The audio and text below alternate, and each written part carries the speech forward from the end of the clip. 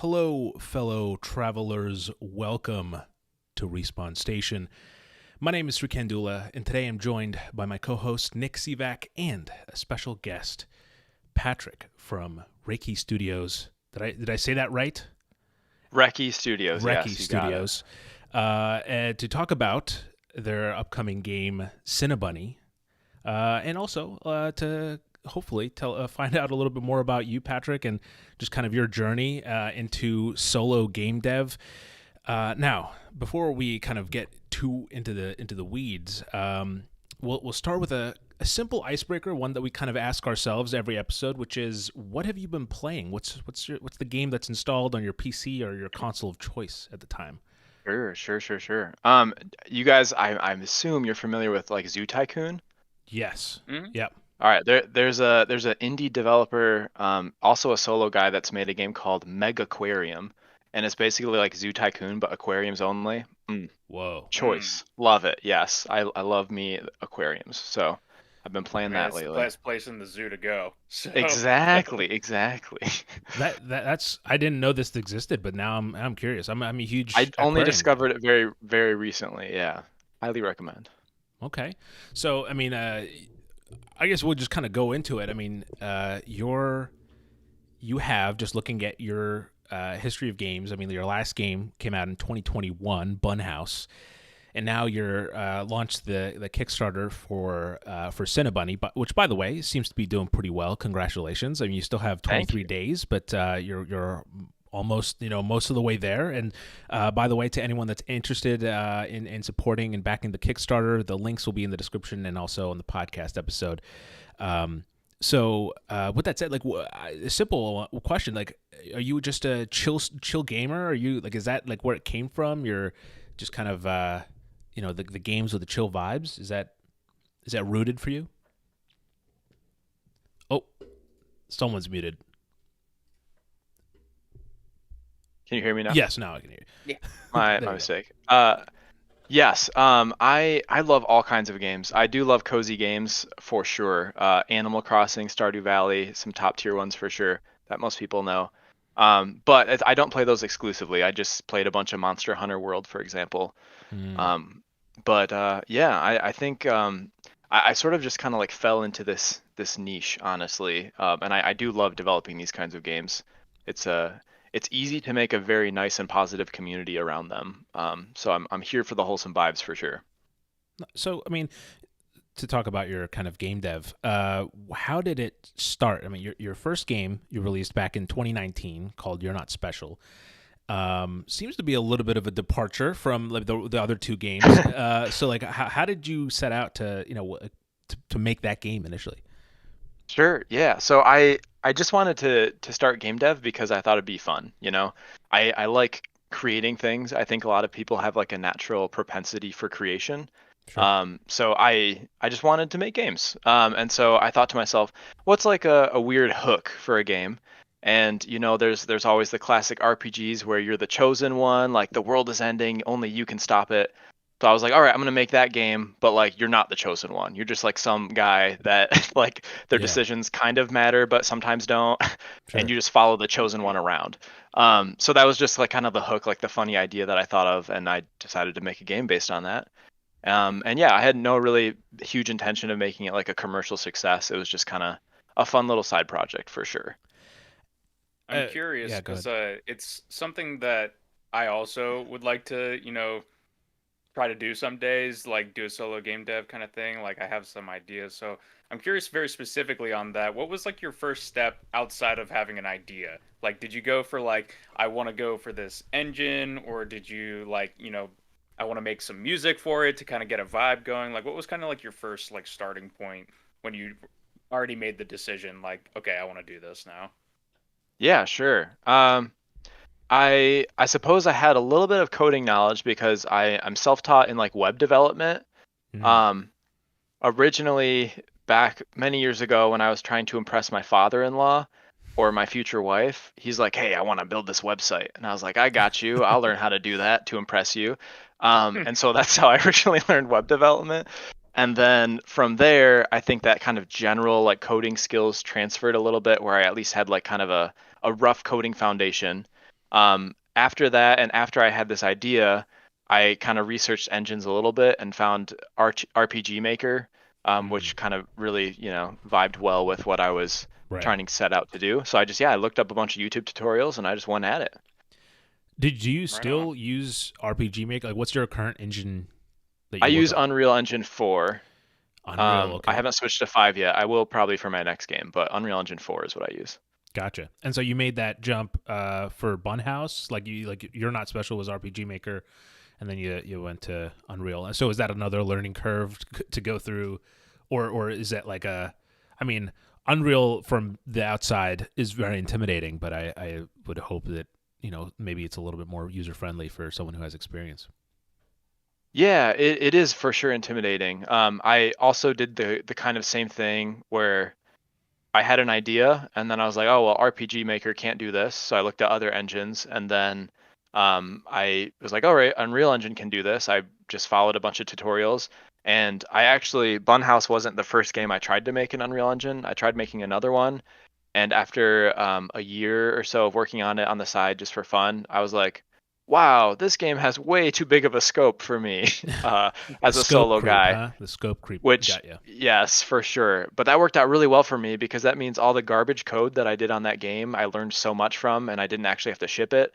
And then so when I started Bunhouse, I was able to kind of like start with a fresh palette and be like, okay, I learned a good bit so far. Now I can kind of do things a little bit more professionally. Where did the? I guess this goes back to similar to talking about chill games, but like, are you just someone who really likes bunnies? I mean, like where So did that come from, or is it a I kind of coincidence like that you've? I kind of like fell into this niche a little bit, to be honest with you. So, my wife really likes plants and she really likes bunnies. And so I was like, all right, this is a fun little hobby thing. I'm going to program a game for my wife that we can play together. Mm, And thus, Bunhouse was born. I was like, bunnies taking care of plants. That's adorable. And so after I programmed that for her and we like played it a little bit, I was like, you know, this is really cute. I probably could sell this. right. Like the world needs bunnies taking care of plants. And so I kickstarted that game originally, and like it took off, and Right. it allowed me to go full time dev. Oh, that's awesome. Now, Yeah. I mean, with talking about Cinnabunny now, also, it's described as a couch co-op game. So is this how it originated as well? Like, is it also like a kind of a project for your wife, or is kind of something you can play together? I mean, the I gotta say, the scope creep on this one seems to certainly have gone in because there's a lot to do in this game. There is. So, to answer your question, no, it's not for my wife, this one in particular. Bunhouse for sure was. Cinnabunny is actually kind of like a love letter to all my Bunhouse fans, to be honest with you. Like, I just had so many people that were awesome and they loved the rabbits, and I was like, oh, this is awesome. I found myself in this community. I'm not going to do rabbit games forever, but I wanted to at least give them like one Sure. more fully fleshed out, awesome experience. So that's how Cinnabunny came to be. I was like, all right, I got bunnies. I know that's going to be in it. Baking, that's another really cozy thing. I'm going to put these together. And then I did a lot of sort of game pillars, game design analysis of other classic farming sim games, and I wanted to follow the formula but make it notably different. And that's kind of like how I was able to come up with all these other things. So, just kind of going back to the scope creep thing, there's a lot to do in in Cinnabunny.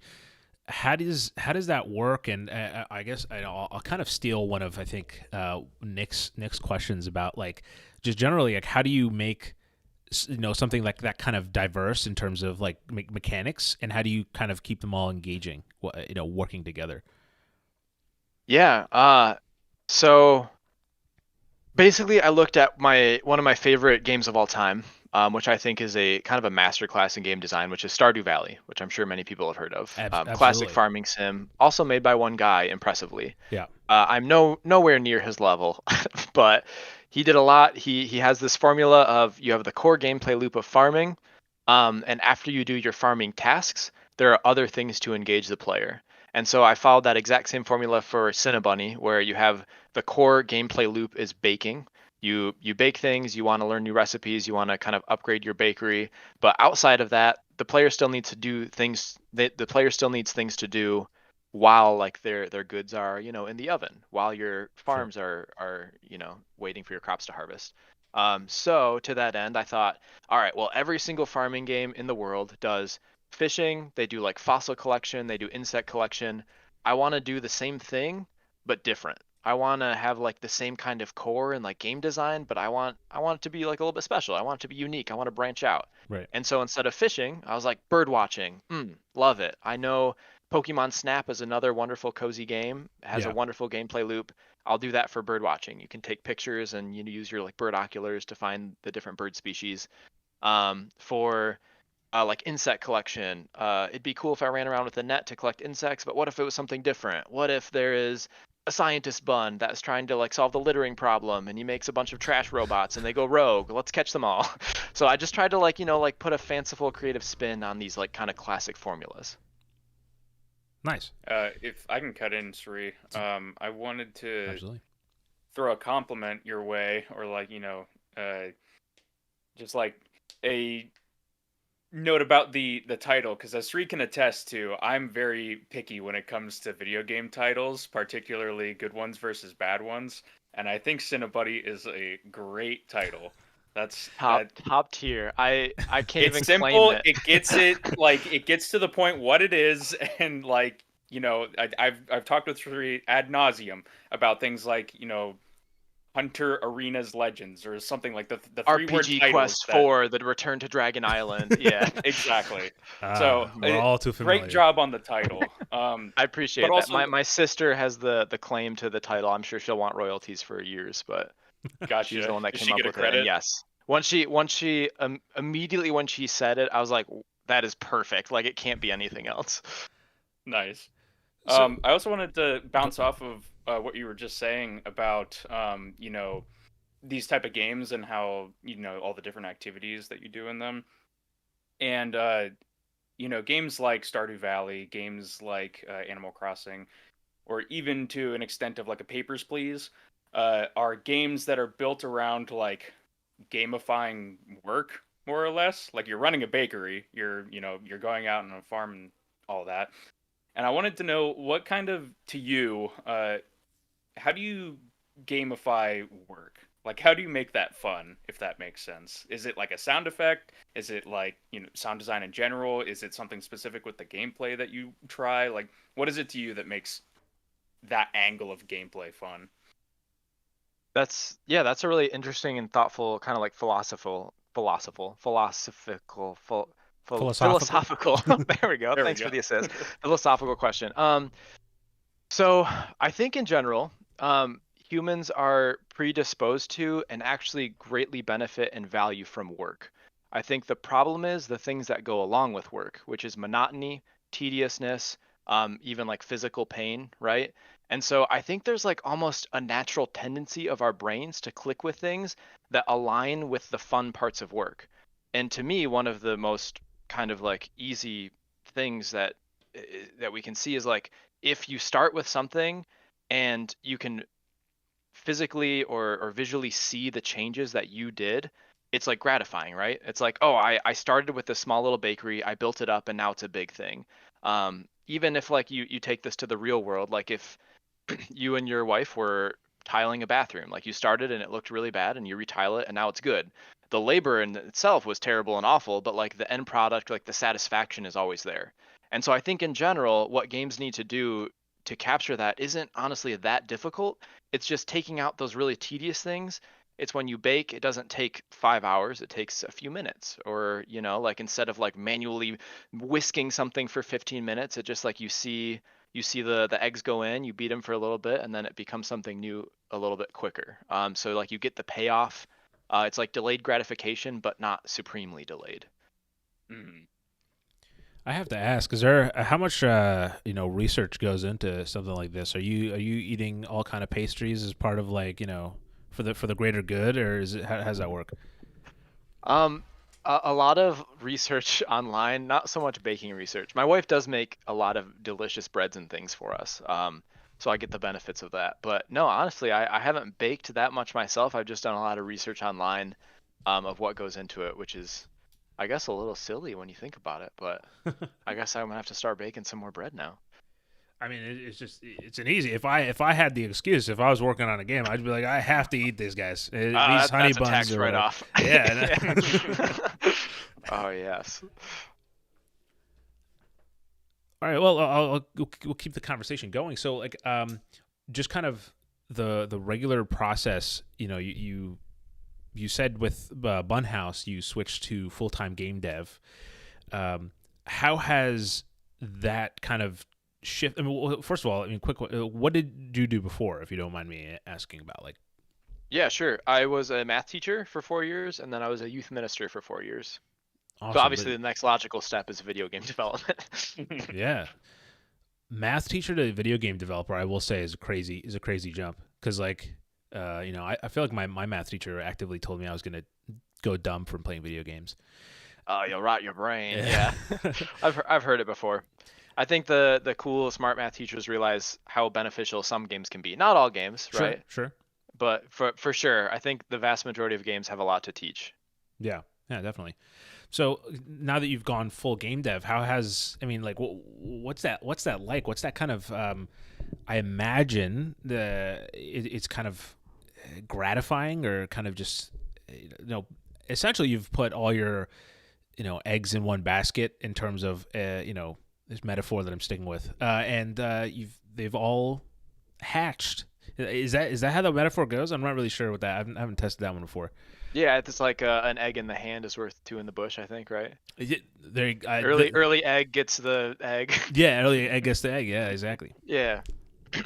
Yeah, it is. I'm extreme. Like I do not forget how fortunate I am, because there are a lot of people that want to be doing what I'm doing, like being their own boss and making their own games, and very, very few people are fortunate enough to make a living from it.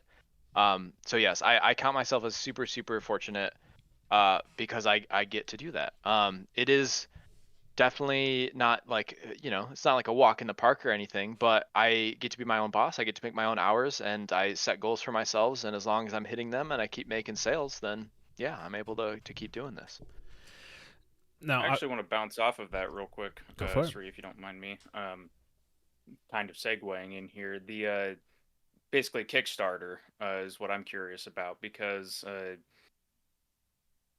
obviously, looking at the news of the industry over the last 2 years, you know, layoffs, record highs at most companies, and I know I personally, I'm not sure about either of you guys, but I follow Daniel Dwyer from NoClip. Yep. And he was trying to get a game that they are working on to a publisher, and put out a video recently talking about how like insanely difficult that is, especially right now. And so I find it interesting that that you're finding success on Kickstarter, but also was curious on your thoughts about that avenue, because I know it also definitely kind of comes with some connotations with other projects that, you know, have gone through Kickstarter, many success stories, but also like kind of fails and flops. So I was kind of curious on your overall thoughts about using Kickstarter for funding a lot of your games. Sure. I to just reiterate what I said before, I'm really fortunate, and for some reason, like near 1,000 people trusted some like no-name solo dev to like deliver them Bunhouse, and I did. I delivered it on time, actually, which is like never happened. So I'm like really proud of that.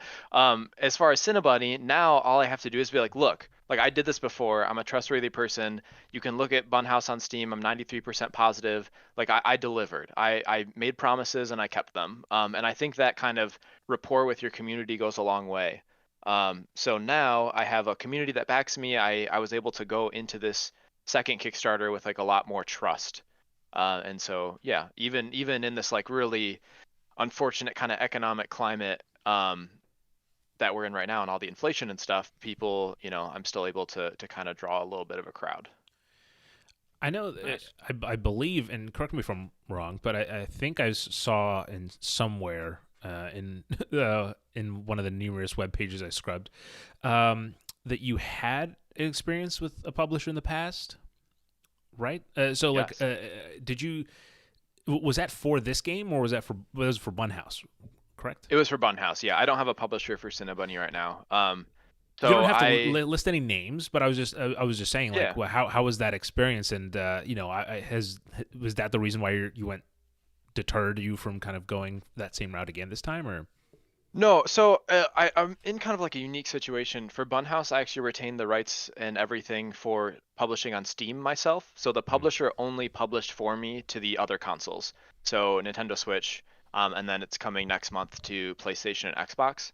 Um, Nice. so they kind of like handled all the porting process for me. I worked with like a porting team to kind of help them do that whole process. But yeah, I kind of was still a solo developer and solo publisher for at least Steam and most of the stuff regarding PC.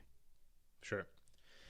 But then now I know that there is a possible console version of Cinnabunny later on. Is this like a similar process, or you play it by the ear in these kind of things?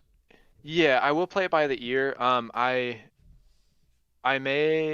probably will if I do end up porting Cinnabunny to other consoles, which I would like to. It is a Kickstarter stretch goal. I will 99% use a publisher as well for that. I can't do everything. I have to really be picky. I'm not Eric Barone. I can't port everything myself. So I got to pick my battles, and one of my battles is I hate porting. I tried it for Nintendo Switch initially, and that's why I got a publisher. So yes, I will probably look for another publisher, maybe the same one, maybe a different one, Right. for porting if it comes to that. Yeah. Nice. Now, I think we've fired a lot of heavy questions at you, so we'll kind of slow it down though. Just generally, what was the games that kind of shaped you into the gamer and game developer that you are now? Just kind of going back. What are those OGs? Yeah. I growing up when I was a child, a youth, I played a lot of Nintendo stuff. Um, let's see. First game I remember playing, my parents had an old Super Nintendo, I think, with like Mario Bros. And Duck Hunt. Like that was like the first game I played. So like, classic. I had a Nintendo 64 and GameCube. So I played a lot of, the mainline Nintendo games on those. Then I kind of like fell away from gaming for a little bit. And I built a PC in, I don't know, man. When did PUBG come out?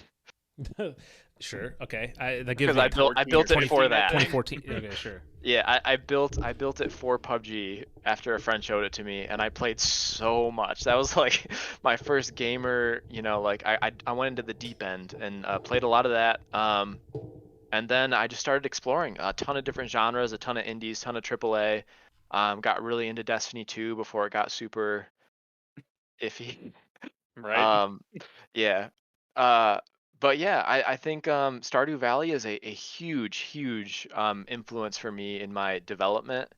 And I honestly can't think of more influential. Oh, there's another solo developer called something. Shoot, I don't remember. He created this game called Omno. I don't know if you've heard of it. It's like an atmospheric puzzle platformer. But he's a solo guy, and he was like what inspired me to become a solo dev. So that was like a really important game that set me on a path. You should look it up at OMNO. Beautiful game, made by one guy, just like a really nice, beautiful atmosphere. I see. Jonas Monk. Yep, that's the guy. Yeah, really Well, cool dude. I think he's from Germany. I can't remember. Looks great. So, I mean, yeah, I don't think that the impact of Stardew Valley on the games industry, especially indie game industry, can be understated. I think that it's certainly a testament to one man's kind of just sheer determination to make a game. And oh yes, I mean, I think the latest, they just have a new update last week or the week before that rolled out. I mean, it's incredible. The man can't stop. Yeah, everyone was like, all right, let him cook, and he's like, okay. He just like stays in the kitchen all day.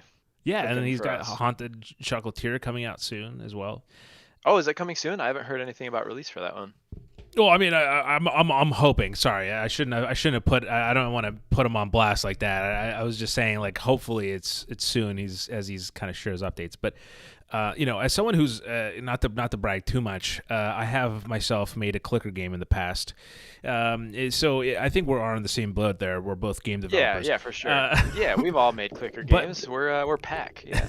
but no, I am curious because, like, speaking from my very limited experience, it can be as simple as a clicker game is. It can be so just like draining, and sometimes going through kind of game dev or any kind of sort of creative process. I mean, Nick and I are very used to filmmaking. That's kind of where we started. So, what's your kind of way of getting out of those when you're, is it long walks on the beaches? Are you like, what's your secret to getting out of those ruts? Um, If you have any, to be honest. I if there's this is like kind of a lame answer, but there's really no magic sauce. Like to make something like a game or like a movie or anything or like a book, like to make anything with that kind of, I guess, like man hours that it requires. Definitely. The most important thing you can have is grit. Like you can't stop. Like some days you don't feel like doing it. Some days you're like, oh man, like the juices aren't flowing. Like you got to do something. It really just takes determination. As I'm sure if you guys are film people, like I'm sure there were some days you did not want to be on set, but like you just gotta keep pushing. So that's Yeah. honestly like if you're wondering if you can make a solo game, that like, am I smart enough? Do I know enough math? Am I artistic enough? Like that's the driving factor for me, Hmm. is like if you have grit, then possibly, yeah. Sure. Ha- Sir, do you have something, Nick? I don't want to. I don't want Oh to. no. So, like, you're, obviously you're doing this entirely by yourself, other than ports. When you kind of maybe involve some other people in the process. So you have no no sort of like well, okay, I'm gonna say theoretically you don't have a wall where like you're not meeting with a group of people and being like, hey, what if this idea, so you're kind of the front line for your own ideas. You're your own filter. You're the one that can say this is not gonna, it's not going to work, and this one is. What's your process for that like? And these are just kind of, I'm just interested in your kind of creative process as someone who just like, I mean, this is a great insight into a solo dev, and I imagine the sheer amount of pressure you're willing to put yourself under to make these games. Yeah.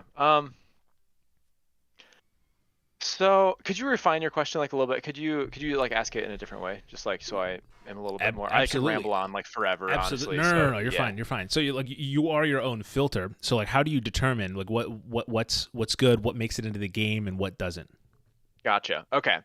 Um, so the most important thing I think for me is like going back to my design pillars. So you have like your game design document or whatever. Maybe it's just even in your brain, but you're like, all right, this is what my game has to be. It's what it has to feel. And this is something that every interaction in the game has to come back to. Uh, and then from there, you can always go back to the question, does this thing, if I add it, one, will it serve these design pillars? Two, is it something I can feasibly add in a reasonable amount of time?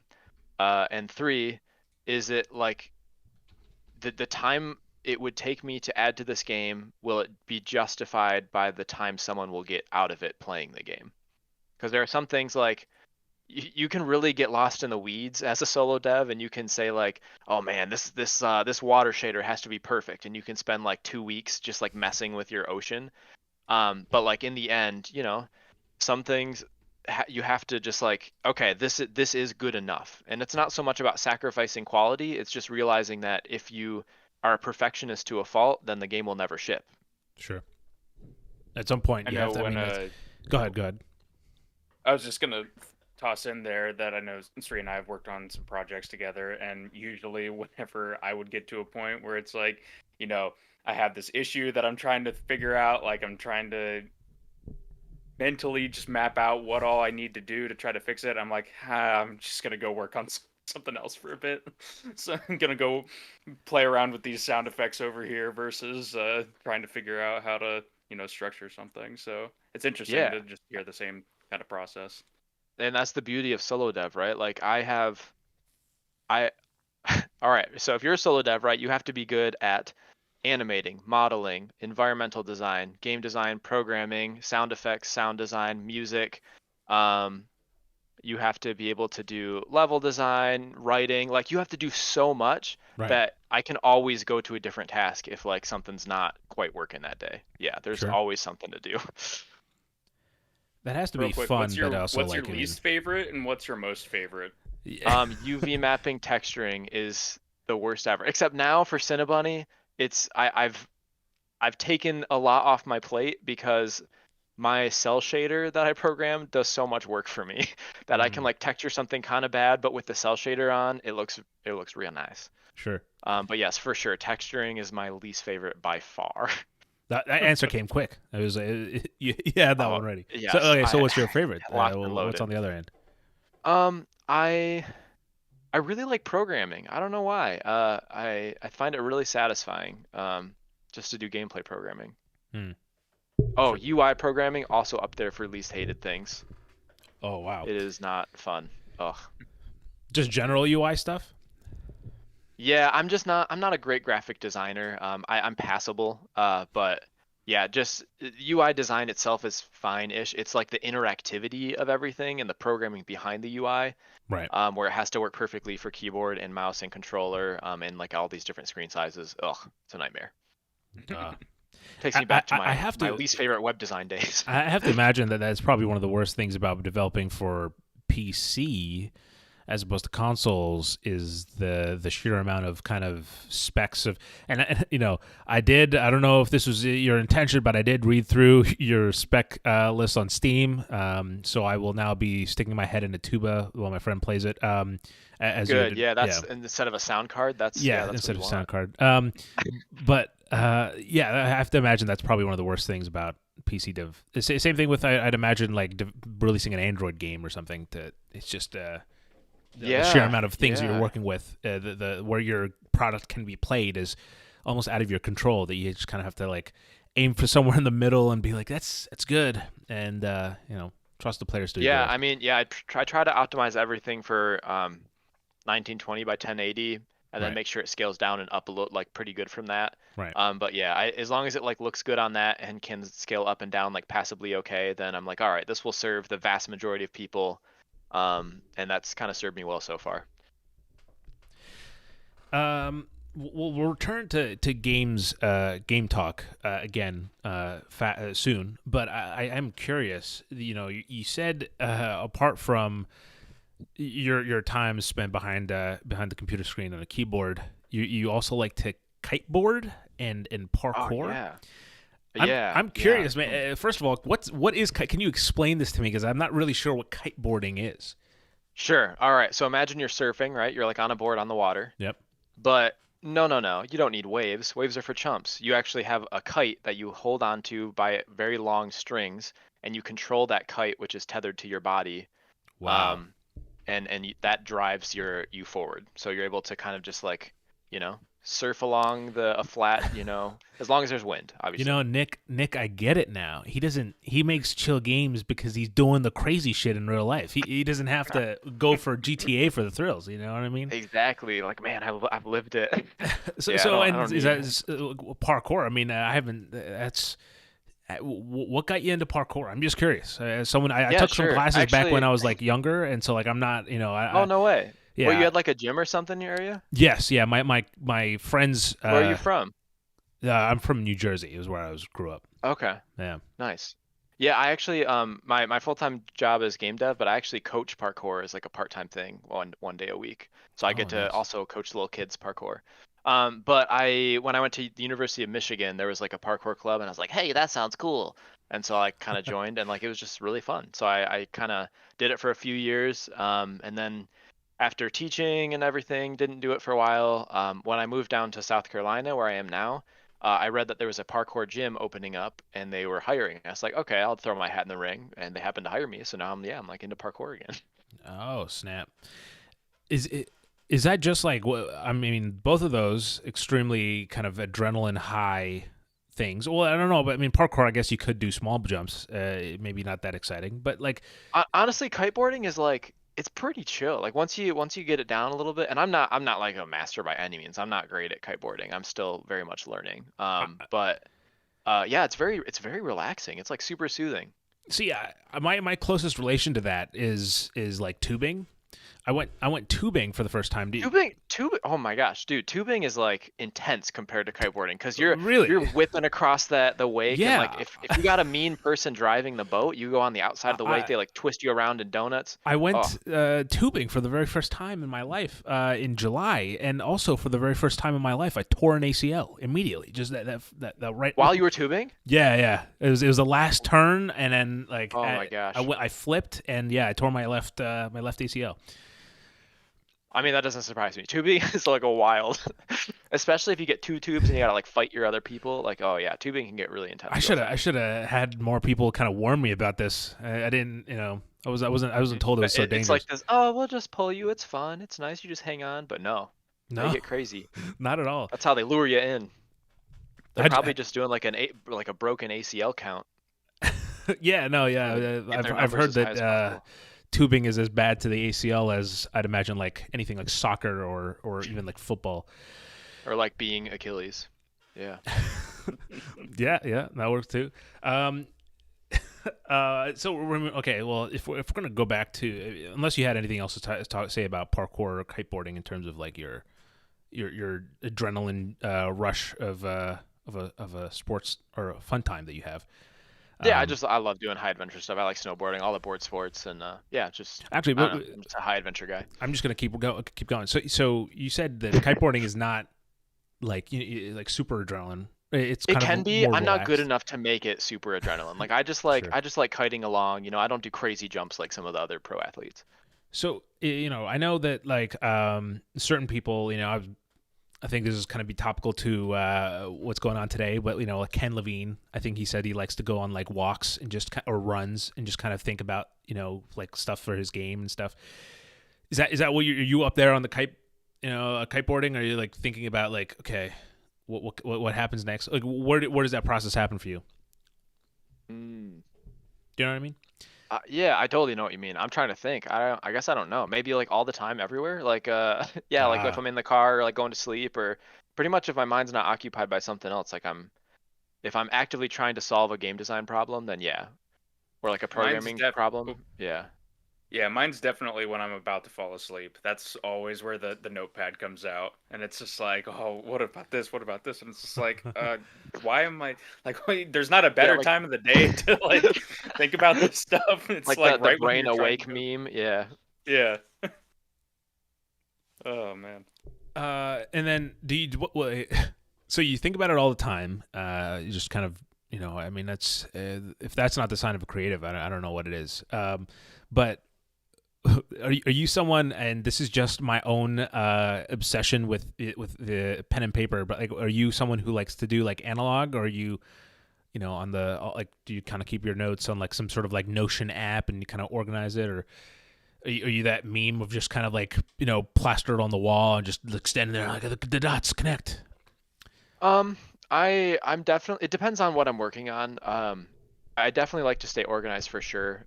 So I'll make tons of Google Sheets, um, and like a bunch of databases and stuff for important game things that require math or like descriptions. Like I have like an NPC sort of database of, this is the NPC's name, this is their job, this is like their like defining characteristics, their motivations, things like that. Yeah, for sure. I'll keep things organized on the cloud. Mm. So you're one of the future people, not I sticking yeah. a not sticking a pen and paper. Uh, so in general, though, you said that like if you ever kind of get stuck in a loop about something, any aspect of the game, you can the benefits of solo dev, you can kind of switch to whatever. But again, you don't have to answer this if it's like anything that you weren't planning on talking about, but like are you only working on one thing at a time, or is it like or is there other projects that you kind of essentially I'm asking like do you have like 5 1 drafts chapter ones that have like one page, you know what I mean, like that equivalent of video games? Gotcha. No, I'm the kind of person that like is like obsessed with something. Like they're like Sure. until like it once I sink my teeth in, I gotta keep grabbing on until I see it through. So no, besides like, I guess I keep updating Bunhouse Right. occasionally, but besides that, yeah, I'm just working on one project. And so again, Bunhouse 2021. You said you're still updating it. This Cinnabunny seems to be a 2025 release date. So how long is Yes. your dev cycle kind of going for these games? Bunhouse was so quick. I Bunhouse was like from start prototype to release was like 9 months, which Oh is wow, like kind of unreal, that's a literal honestly. baby that you finished. You Yeah, had a I baby. exactly it was. It felt like Hmm. it. Um, for legal reasons, that was a joke. I don't claim to know what pregnancy is like. So I'd say for Cinnabunny, I wanted to do something that had more longevity, and had more pull. Cinnabunny, like the biggest pull for people was, it's like a cute bunny game. And the gameplay was tight, but it's very small and it was very confined. So people would play it on average maybe between 5 and 10 hours, before they might move on to something else. Um, Whereas Cinnabunny, I was like, I want to follow the Stardew Valley formula. I want people to be able to play this game, to get lost in it. I want them to be obsessed and show their friends. I want them to experience like that full piece of building their life in this community, and that just required a larger game. So yes, this dev cycle is very long, um, and yeah, I don't plan to always have it be this long. Yes, I think the well, I guess it's not that long, honestly, because I was updating Bunhouse very very religiously, for a while after its launch. So I didn't quite start Cinnabunny until a little bit even after Bunhouse's release. So it Mm-hmm. hasn't been super super long, maybe like 2 years dev time so far, and not full time either. Um, but yeah, maybe like a year and a half full time. I guess it'll be like 2.5 years full time dev to release. Gotcha. I have a completely like left Left field. turn. Yeah, let's Like go for it. if you want me to throw this out there, whenever I was looking at your Kickstarter, you mentioned that you're partnering with For Goodness Cakes, and I was just kind of interested in what kind of that partnership entails, and like uh, just a partnership in general with that, because like I mean, occasionally you do see that with games and stuff, but it's not something that I feel is like super popular. No, I just like video games are awesome, and I love being able to provide feelings of peace, and like coziness for people, right? I actually had a lot of people email me or message me on Bunhouse, and there was actually 3 people that said like this saved my life, which is like that's what I was trying to do, right? But like people just need an outlet, right? They need to Sure. have this kind of like home to come to. So I love doing that, but in the end, it is like a virtual thing, and so it's nice to have like a real world impact too. So I never want to lose that. Bunhouse partnered with House Rabbit Society, which was like Mm. a nonprofit for small animals. And that partnership was like me emailing them, and they're like, "Yeah, let's do this." And we just kind of talked a little bit. They're like, "Yeah, use our logos and stuff." For Goodness Cakes, I've had very little communication with them. I just think it's a really cool cause. And so it's not more extensive than that. Sure. Essentially, just me being like, "Hey, I'm gonna donate to you guys," um, because it's apropos for a baking game. Yeah, Sure. that's awesome. Yeah. No, that's all. Yeah. I mean, I will say that to your point about just the impact of games. You never know when the right game kind of comes along for the right person. And I think that as is for kind of any kind of medium, not just video games, books, movies, music. I think your job as an artist is very much so just put it out and then see if it finds its home. I don't think I think that's our job. Um, but before we kind of for the last 10 minutes, we'll kind of hang out. We'll chat. But I do want to really put on our serious hats here. And talk about Cinnabunny. Just kind of have you pitch the game a little bit to the audiences. Don't mind my this does not is not made for adult sized bald heads, unfortunately. But so like what I mean, generally the gist is again, I feel free to just stop me if I'm wrong and take over any time. But you're a bunny who has a bakery in Sugar Creek Burrows, and you're trying to save up enough carrots to get your family to move there after a drought has kind of left you guys in a rough spot. And with that, you're you're kind of open to the world to, everything from obviously running your bakery to bird watching and foraging and everything else. But go ahead. Is there what would in your voice, now that I've poorly pitched it, what would you say? How would you approach the game in terms of like just generally? Hey everyone, this is what the game is. In a world. Well, no, I'm just kidding. I'm here. I'm here to give you that voiceover. In a world. In a world. Yes, perfect. Yeah, I can't do that, so I'll just use my normal voice. So, right. All right. So imagine. Oh no, your bunny family is experiencing a drought. Your mother has tasked you with finding a new place for you all to live, and although the drought is coming, they'll be fine for a while. You don't have to worry about them. But still, you need to make your own way. So you make your way to a lovely town called Sugar Creek Burrows, a village teeming with other lovely buns, and you are able to set up your own bakery. And so with this bakery, you can save enough carrots to help your family move. Within that, though, yes, you are right. There are plenty of other things to do. Getting to know your fellow villagers, bird watching, foraging for mushrooms, talking with others, going into the caves, mining and foraging for ingredients. These are all things that you can do. But ultimately, it's about just charming your community, getting involved, and becoming a master bun baker. There's one thing in the trailer that I want to highlight that stood out to me personally, which was a shot that involved some airplanes. Yeah. I don't know if you want to spoil anything here, I but will. that definitely caught my eye when I was watching this. That's hilarious you say that because before I had programmed that, I literally turned to my wife and I said, you know what? I need one more thing in my trailer to catch people's attention.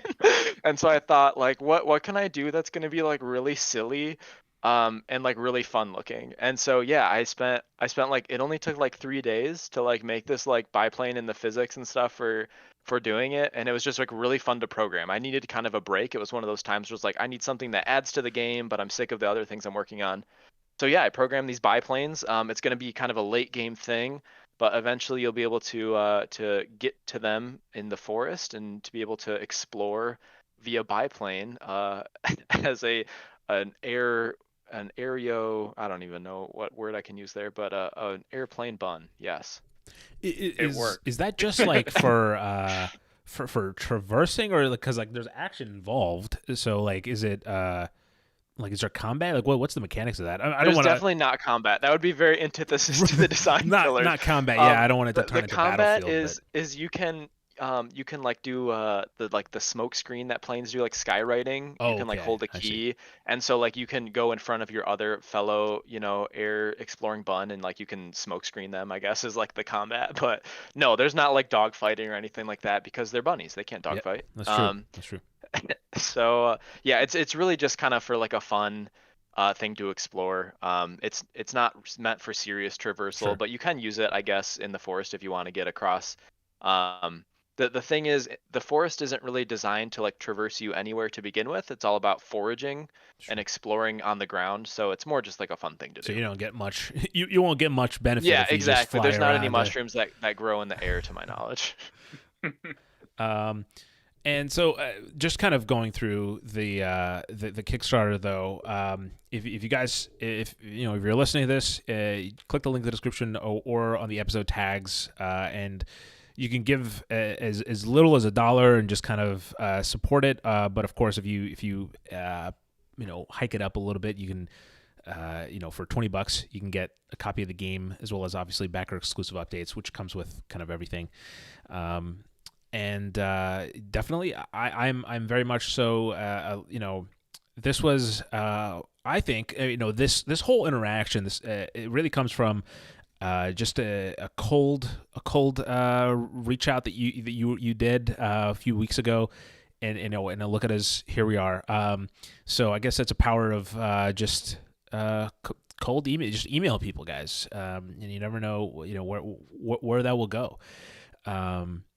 But are you happy with kind of everything with the Kickstarter so far? I'd imagine having just begun 6 days ago now. You're March 20th, I believe you began. So how's it been for? I'd imagine it's going well. So how's that feeling for you?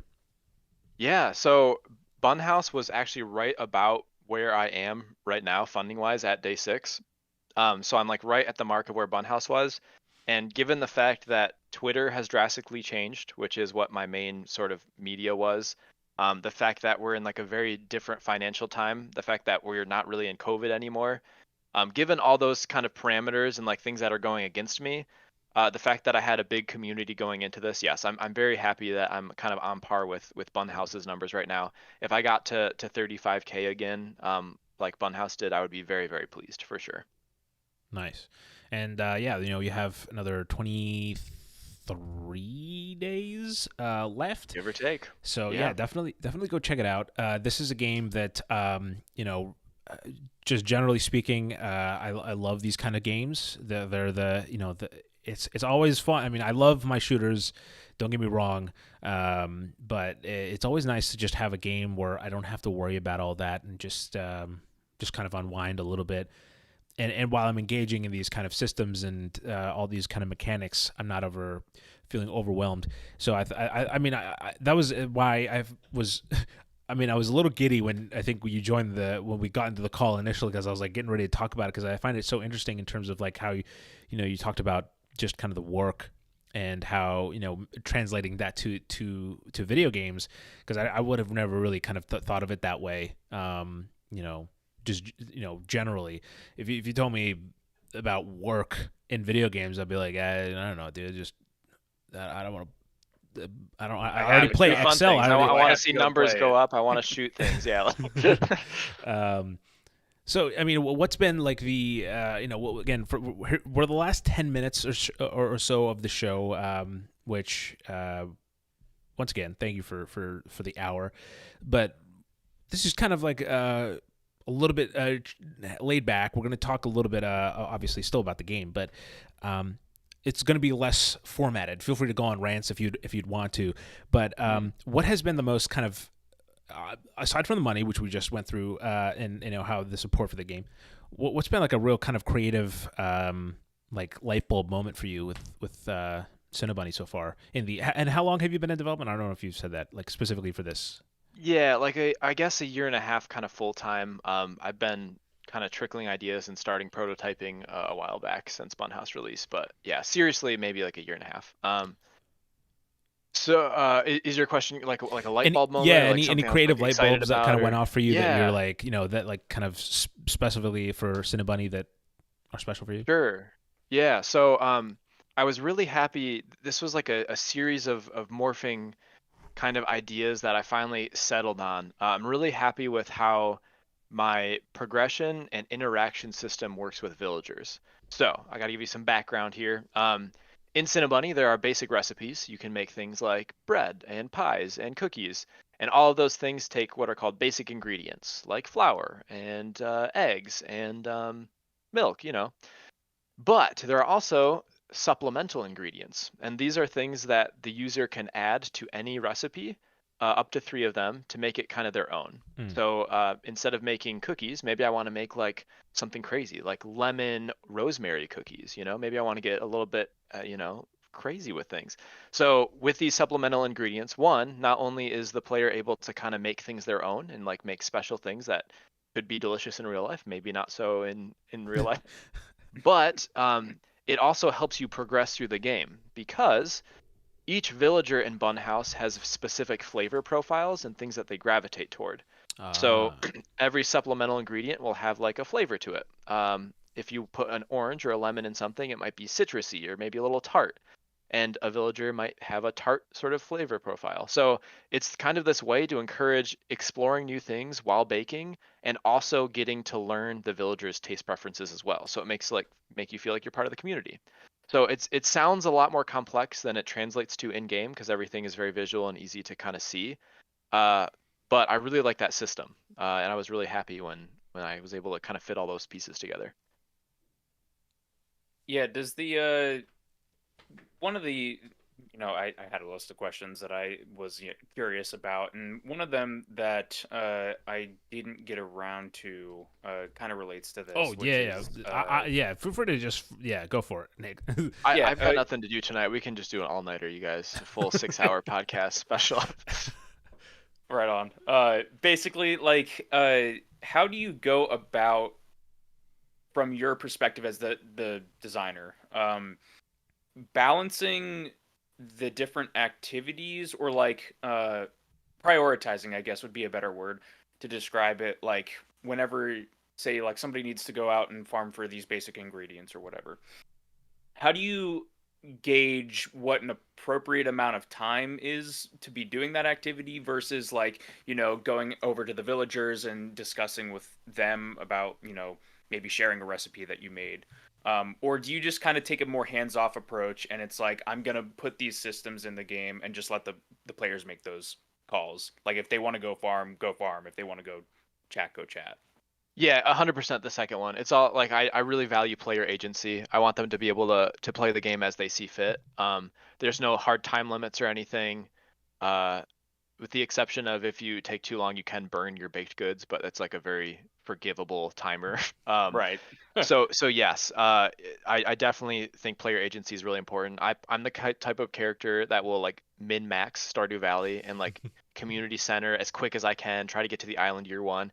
So I know some players are like that. Some just want to take their time and talk to villagers, not even worry about baking for a few days, I and don't that's think I've fine. actually ever beaten Stardew Valley. I've played it so many times, and I've never. Can I've you enjoyed. ever beat Stardew Valley? Sure. That's a fair question. I ask myself that every day.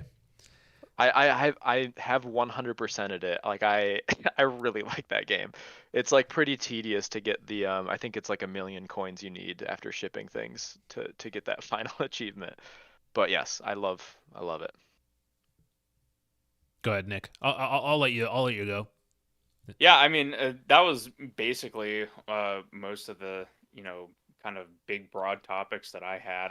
The other one was just kind of like, you know, tying together like a game with so many systems like that. Like, that's always something that, I've been critical of whenever I've reviewed bigger AAA games, specifically, is like the topic of pace. And a lot of bigger budget games specifically, I think, have a real problem these days, like with bloated systems and too much, like, to do too many strands to pull you in too many different directions. And I mean, Oh my gosh, yeah.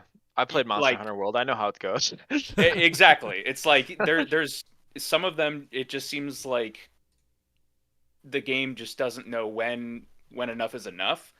And Right. it's a thing that it's always fascinated me about life sim games like this, because it's like that's kind of the entire design is like, Yeah. having multiple things to go through. So that was just kind of where my curiosity was, kind of situated in, where it's just like, how does somebody from a design standpoint, like, go about charting that while not making it like overwhelming, while not making it feel like it's taking too long to do any given task, like all of that sort of stuff, which, I'm, as a person that doesn't have much dev experience, like, I assume that just comes kind of through like playtesting and feeling it out and that sort of thing, like timing of specific actions and stuff like that. That was just kind of the Yeah. stuff that I was curious about. I think there is one kind of easy way to help that issue a lot. I actually have never played Assassin's Creed. I've only done it a little bit because it had parkour and I wanted to play it, but I've never like done a full game. But from what I understand, you go to a new location and you get like 1,000 exclamation points on the map, and it's like, there's so much to do here. I think again, going back to the Holy Grail of Stardew Valley, I think that game design is perfect where it has quests and there's like two, maybe three main quests active at a given time. And so it's very, very focused. The player can do whatever they want, but if you wanted to have something to guide the player along, there is something for them to do. There is meet all the villagers or go to the Skull Cavern, right? There's like some very simple things, and I'm kind of adopting that as well, where it's just like there's no quest bloat. It's you take on whatever you want to. You're not going to get like inundated by all of these things like at once. Another classic game design strategy is you don't give everything to the player, all at once or immediately. It should be something that they're led into slowly. So they learn how to do one thing and then the next thing. It's not something that they get all at once. Um, just kind of shooting off the cuff here. Another thing that I think is a huge issue in games is over tutorialization, where it feels like I'm not playing a game. It's just like they're leading me by the hand, and like I Right. have to follow this, which is a whole nother issue as well. But I agree with you. Pacing is a really tough thing to do well. I totally agree. When does playtests and stuff? I mean, right now you're kind of your own playtester. When does like Mhm. actually like other people kind of get their hands on it, and like, when does that happen in the process for you? For Bunhouse, I guess, but when Yeah. Pretty late. I'm pretty confident in my game design abilities where I know like I'm not gonna need to change things majorly. Um, so it's about refinement. And from that point of view, I think players are really, really good. They might not know what's wrong, but they're good at knowing when something is wrong. Hmm. So it's all about like, okay, this player is saying this thing, and then interpreting that feedback is always like a special skill set, I think too. Um, because I've had to tell players specifically like, no, like that's just not something I can add to the game. It's just not in like the design of the game. It's not in the design pillars. can It's you antithesis to can you what this add game aerial is. combat, please? Yeah, exactly. That's just not what this game is. Yeah.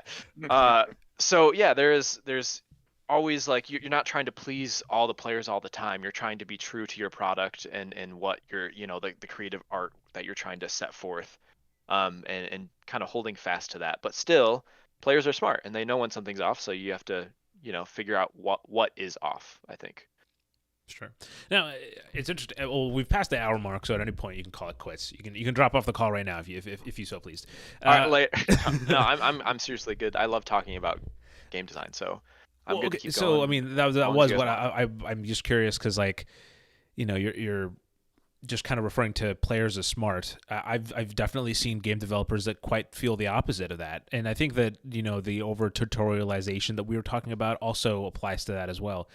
And and I can understand both parties. And by the way, we're going into what I call the chill stream, guys, where we're just kind of chatting. So, it will be less kind of just. Um, so we're just gonna go off the cuff here. But when you're kind of I can see both sides in terms of why you'd want to over tutorialize because in a way you do want to appeal to the low.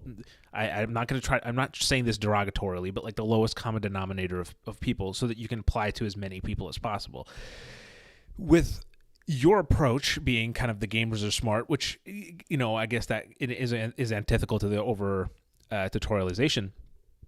What do you think that comes from for you? Like, what gives you that confidence of? Is it your previous experience with Bunhouse, or is it just your own like kind of intuitions as a gamer, just feeling things around? I need to reword.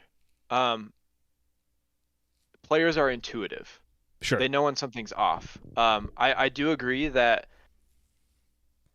you can't assume players know everything. And in fact, it's good to assume that this is the first game someone has ever played. Uh, what's important then for tutorialization, one is to make it feel like it's not a tutorial, is to make the tutorial blend perfectly and seamlessly with the gameplay. And two, it's to design your game in a way where you can lead through things over time so the player learns as the game progresses. Hmm. And that, I mean, that's kind of just how games work in general. Like you Right. should learn as you're playing the game. It's kind of like the whole game is a tutorial, but it shouldn't feel like one. It should feel like I'm playing, I have agency, I'm making choices, but I'm led and I know what I can do. You have to give players the ability to know that for sure. Yeah, that's kind of where I come from the standpoint of the over tutorialization, because like to me, when we talk about like a term like over tutorialization, like it just kind of feels like it's like committee design. Like it feels like it's, this very mechanical thing. It's like we need to have a window that explains this system, because how are they going to understand it any other way? And it's Hmm. like that feels very, like, I don't want to be so like harsh as to say like uncreative, but like it doesn't, it it's what you said. We're intuitive. Like we know that that's not the best way to do it. So it's like, Right. If you want a really interesting case study, Pikmin 1 versus Pikmin 3. Pikmin 3 I would say is extremely over tutorialized and Pikmin 1 is beautifully designed. It Hmm. leads you through things slowly. You understand the universe. There is good explanations, but it doesn't overstay its welcome, and it lets you as the player have a ton of agency to decide how to approach the problem of getting off this planet in 30 days. I don't know That's if you really guys have ever interesting played those too, games. because I have not, but like I am like a Nintendo fan. It's just one of those franchises that I haven't Dude, you really got it. I gotten love into. Pikmin so much. It's one of my faves. I love that Basically, franchise. anybody I've talked to that's played Pikmin is just like, it's lit. It's just Yeah, it like, is yeah, lit. I know I Yeah. need to get it. But yeah, Pikmin that's 4 what's was also funny. wonderful too. Great See, addition. now that's also interesting to hear because like I mean, I feel just from, a casual perspective that like people that talk about Nintendo, they're usually like, yeah, they're basically the masters of game design, like in, like a big budget kind of sense. And it's interesting to hear you say that it's like, first game, like really, well designed from that standpoint. Three, I guess maybe that was just their company at the time, Wii U. Like maybe they were trying some things In the out that dark weren't ages of working. Nintendo. Yeah. Right. And then, we come back with Pikmin 4 and maybe we learn some lessons that, you know, some harsh lessons that were learned Sure. during that time. I think I'm a little bit in the minority of that as far as the fan base goes. A lot of people love Pikmin 3 more than 2 and 1. I put it as the lowest of all four in the franchise personally. For mostly that reason. It felt like I wasn't playing the game. I was like learning how to play the game without actually being able to do all the fun stuff and choose the things myself. Hmm. Now you've been a game dev for a few years now. I'm curious. Like, I mean, again, a lot of these kind of comes from our own perspectives, kind of on the other side of things. We have the job, the duty to review games. We have to play and talk about games. And that's certainly, over we've been doing this for 3 years now, and I think it's certainly impacted the way I play games when I'm kind of looking at them. So how is kind of being on the other side of being a game developer, kind of seeing that, spending so much, as you said, like spending so much of your time just thinking about the game and game elements, et cetera, et cetera. Like, how does that, when you go to a game, when you approach a new game, or how has that changed you as a gamer, so to say? It makes things infinitely more magical or dismissive. So Mm, like I can pretty easily recognize like, oh, that was a poor decision. Like this this is gonna go south pretty quick. Or I like get to like look at it and say, oh my gosh, this is one, so intelligent, two, amazing. Like the fact that like I can really get into the systems and just appreciate like how much work went into it. And I learned so many things that I'm just like, wow, that was like a really clever way of doing this. That I think, like many players wouldn't quite notice. So yeah, I'd say it's honestly has like greatly increased my appreciation for most games. now, I'm gonna ban Stardew Valley from this answer. But Yeah. has there been a game recently that you've kind of played and you're like, wow, this is some incredible system work, or just kind of design or whatever element that you really just like got you? Yeah, there's been lots. One that I'm gonna pull up my Steam honestly so I can look through a bunch of titles. But Sure. I played the first third or maybe half of It Takes Two with my wife. She didn't love it enough to stick with me because she's just not a gamer. Sure. Honestly, she'll play Overcooked with me, and we are a fantastic Overcooked team. But It Takes Two, beautiful. I didn't get to play it when it was Game of the Year, but I just bought it recently, and it was, yeah, like all the systems, incredible, like wonderful, wonderful execution in pretty much every front. I don't know if you guys have played it. Yeah, Maybe I together? played through like half of it with a buddy of mine, and then Okay. it was a little bit too long for us to keep continuing with it. But yeah, I got to at least the elephant, so I know that's a big, Gotcha. I have not gotten there, but I've mean heard point. tales, and I'm apparently mourning the day that if I do ever continue playing, because it's apparently a gut wrencher. I Um, gotta ask, have you played Hi-Fi Rush? no, I've never even heard of that. That Should I came look it out up? last year from the Tango Gameworks, the people that did The Evil Within. But it's a very cartoon action rhythm game, where it's kind of like a Devil May Cry, but it's to the beat of music, and they specifically Oh, had like okay. all the animations timed to the beats for the different stuff. That was by far my favorite game of last year, Really? and if you really like, trying to feel out the game, like it does tutorialize, but there's a lot of unique things about that game that it gives you enough time to breathe and, come to Right. grips with those mechanics. Yeah. And then by the end of the game, it's like electric when you're playing it. Oh, It's yeah, that does sound awesome. fun. I've never really explored rhythm games too much outside of like Beat Saber or like Guitar Hero. But yeah, that does sound interesting.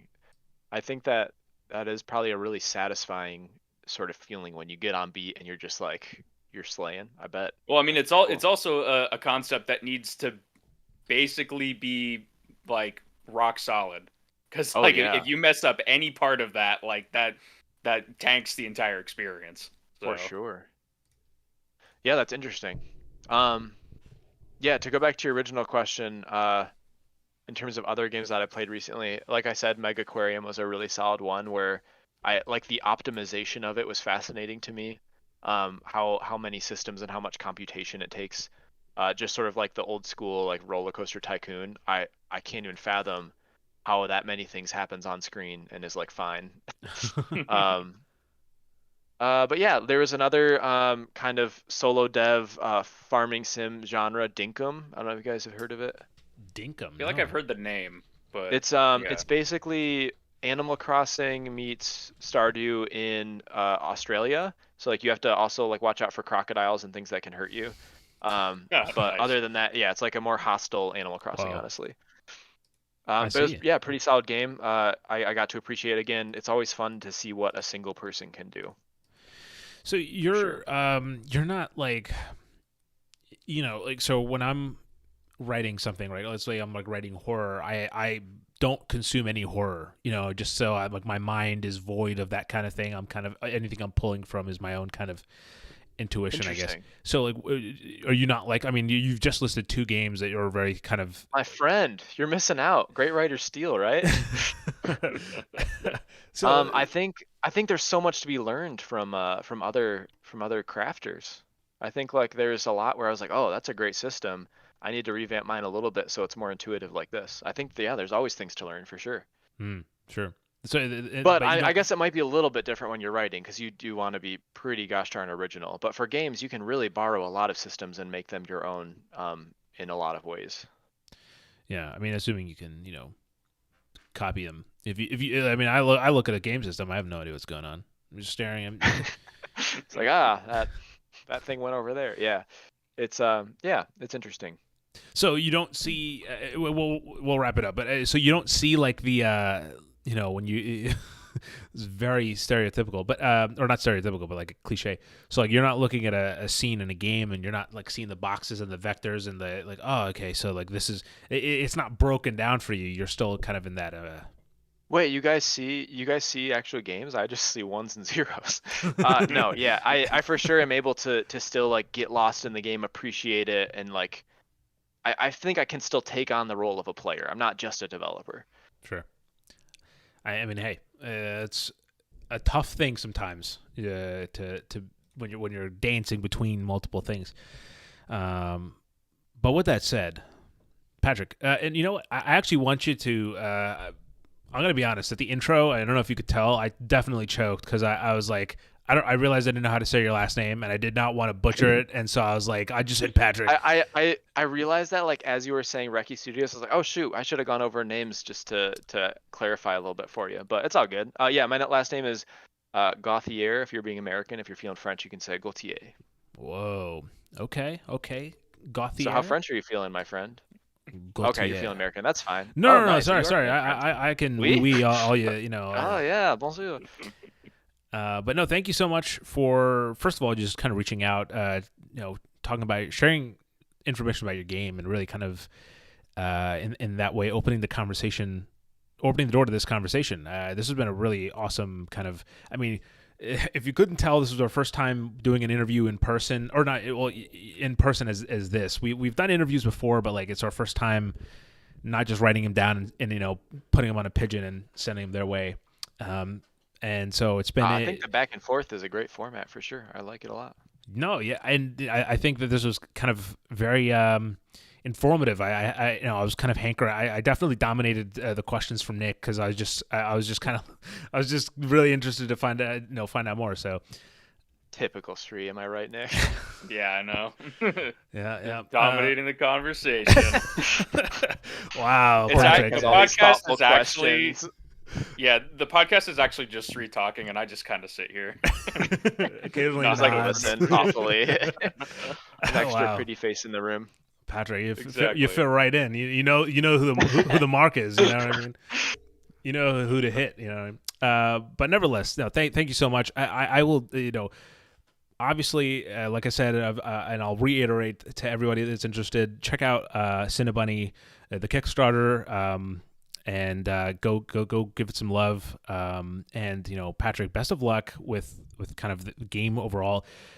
As we go in, I'm hoping to hear from you as we kind of go into the rest of the rest of the life cycle of the game's development, and hopefully we can get you on again.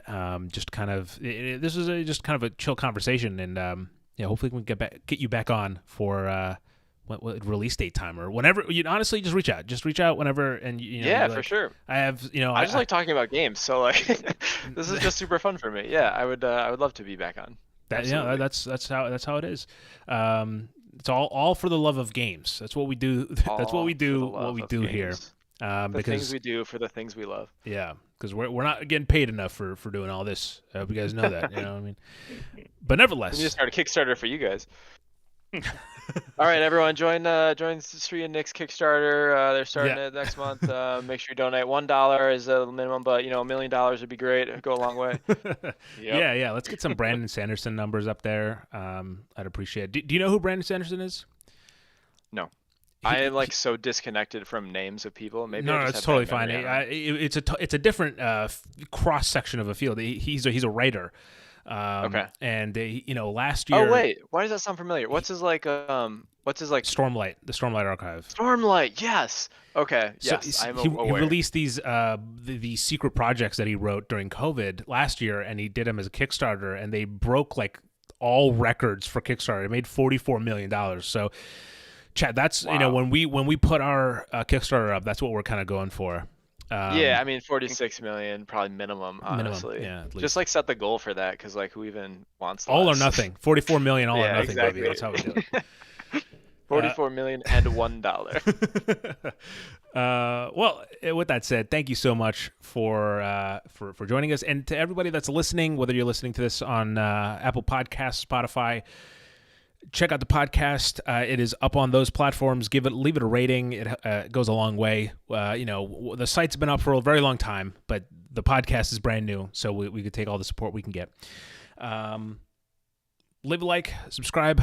You guys know what to do. And, I don't need to repeat it every episode. So, as always, people, thanks for watching. And until next time, have a good night, a good morning, and a damn good time.